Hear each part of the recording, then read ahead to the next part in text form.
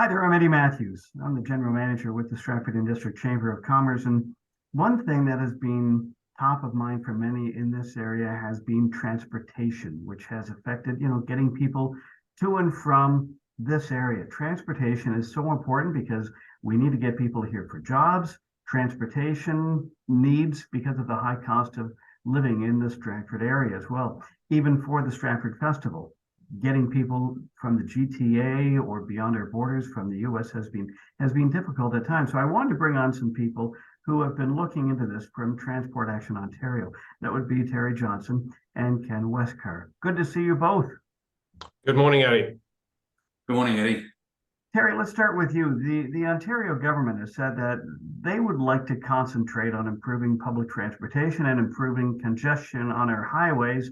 Yet, the 401 is getting more lanes, but it just seems to be adding more to the congestion. And rail service seems to be taking a bit of a backseat. I know London had an announcement recently about upgrades, but can we see a trickle-down effect affecting this area, Terry? What's actually been confusing is that the province promised at the last election that they were going to invest $120 million in the line through Stratford to London, to bring that line back up to mainline standards, so the train running speed would be reasonable, and to increase the frequency of the Go Pilot project. But then last week, we heard that actually instead they're going to end that Go Pilot project in October. And so we're not quite sure why the province has suddenly changed direction on this at this time. We know that certainly even with the very long running time from London, not many people getting on that train in London at 5 o'clock in the morning. But by the time it got to Stratford, actually quite a lot of people were getting on because it was a convenient time to travel. So we don't know why the province has decided to turn around on this issue. Stratford and St. Mary's seem to be left high and dry for rail service, especially with the early morning GO train to Toronto. That was being canceled. It also seemed to be, a 4-hour trip getting to Toronto. Not enough people. Was it using the service, or was it a scheduling problem that just wasn't practical for people? Really, it was a scheduling problem. The province should not have, in our opinion, attempted to reinstate that service before fixing the track so that it could run at more than 30 miles an hour. That didn't make sense. And we know that that is actually not an expensive fix to fix that track. It is not a fix that would take many months to complete either. So it should have been done the right way around to begin with. Obviously, we would like that to be done. We go back to 2011, there were 3 daily trains on that track run by VIA, funded by the federal government. Unfortunately, the federal government at that time cut some of that funding, and really the province stepped into the breach between Kitchener and Toronto. But that creates a conflict there because there are only so many trains you can put on a piece of track. And you then have a federal agency and a provincial agency trying to squeeze onto the same piece of track together. And that's just created a lot of problems. We need both levels of government to collaborate with each other to make sure that the service to Stratford, to St. Mary's, between Kitchener and London is delivered efficiently and is delivered reliably. Ken, I was telling you off the air about how much I've had to sadly use the 401 lately. And, we were talking years ago, you could almost time yourself getting to Toronto and when not to be on the 401. But Ken, is there a way the government can help get more drivers off the major highways and to use rail service? Well, I think, Eddie, it goes back over history where the idea of using passenger rail as a transport option has kind of faded with most Canadians because way back in the 60s and 70s and 80s, it was assumed that short-haul airline flights and the personal automobile would be the two sort of major modes of travel in addition to the odd, Greyhound bus type service. But they were really the focus. And really the whole idea of passenger rail died with the majority, certainly of the Ontario population and also really nationwide. So there is a psychological issue with the general public, but I think the general public right now are suffering like you have and like we all have with the horrors of the 401. And so I really believe that the time is right now to have a significant push on trying to show people or indicate to people or offer people a decent choice when it comes to using the train as opposed to the personal car or the short haul flight. So I think that's an issue that needs to be addressed. Unfortunately, in Ontario, we don't have a government that seems to be with that plan, if you like.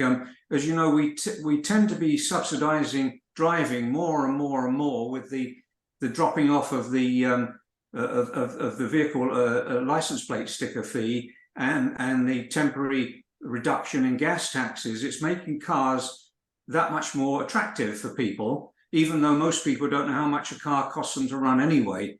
But I believe that the time is right now for the province and for communities, to revisit the whole train issue and come up with much higher levels of support for the train. And of course, that requires that we have nice trains and decent schedules. Those are the most important things that will pull people out of their cars. Yeah, well, yeah, I think you just answered my question. Are we too in love with our vehicles? We've got a different approach to rail service, from what we see in Europe and elsewhere around the world. Goodness, I remember taking a train a few years ago prior to COVID from Port Huron to Chicago, and it was a $69 return. That paid for your parking in downtown Chicago, for crying out loud. Yeah. Well, I think people do enjoy driving their cars. I mean, it's not bad at all on a nice day to take a drive from Stratford up to Owen Sound or something like that. But you do that in the middle of winter, or you're trying to drive into Toronto with all of that chaos. That's not something you do to your car if you're in love with it. Yeah. You want some choices. You want some ability to actually make that journey truly relaxing for you, not a stressful experience. Do so with reasonable reliability, reasonable price. Yeah, but you know what? And I don't know if you've had conversations with the Stratford Festival, but it's got to be awkward frustrating for them. I love the idea of having that bus that they have from Toronto or wherever to come to Stratford, but you're still on the road and you're still going to be stuck in traffic, which would make sense to have some more money pumped into the rail service. Do you have any dealings with the Stratford Festival and getting their input on what they would like to see as well? Perhaps I can answer. Eddie, we did a number of years ago, we did try to engage with the Stratford Festival, but then COVID came along and of course everything was put on ice for a couple of years.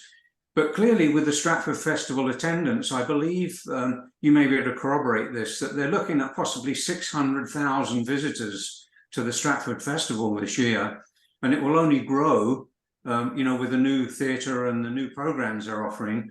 So clearly there's a huge market in Stratford for rail passengers, both from the GTHA and from the Midwestern US, because as you know, a lot of their custom comes from bordering states, from Ohio, Michigan, and those places, and people have absolutely no option but to drive or have a bus, assuming there's a charter bus that they can find to get them there. So we would like to engage more with the Stratford Festival. In fact, I think what we plan to do will be to work with particularly Josh Morgan, the new Mayor of London, to try and build consensus along the North Main Line with both St Mary's and Stratford, and even as far as Kitchener, even New Hamburg, for example, which is a growing community, to have people ask, or how can I put it, push much harder for a decent usable train service on that line that will serve both commuting and tourism and cultural needs. Oh boy, wouldn't that be nice? Hey, we're just pressed for time here, so I'll just ask Terry one last thing. Can the public assist in any way, whether it be, contacting politicians or contacting anyone else? Actually, please write to or call both your MP and your MPP and say, this isn't a thing that either of you need to do. It's a thing that both of you need to do together. We cannot have the two levels of government effectively competing with each other on this service and neither of them providing it well. You need to sit down together, work out a joint service plan that actually makes sense, that isn't confusing, and that actually really meets the needs of the communities efficiently. We have submitted proposals to both levels of government that show how this can be done as a joint service that would be probably less expensive to run than the way the Go pilot was originally structured, even for more frequencies, because the way that was initially structured just created a lot of extra paid hours that were not used to run the train. And that was a mistake. We can do better, and we should do better. But it needs both levels of government together to be working on this, not working at cross purposes, both levels of government together, because at the end of the day, all of their funding comes out of our pockets for both of them. Before I let you go, what's the website for Transport Action Ontario? It's ontario.transportaction.ca, and then the national website is www.transportaction.ca. Terrific. I hope we can continue this conversation at a different time. Terry, good to see you. Ken, nice to talk to you as always. And thank you folks for watching. I'm Eddie Matthews from the Stratford and District Chamber of Commerce. Thank you very much.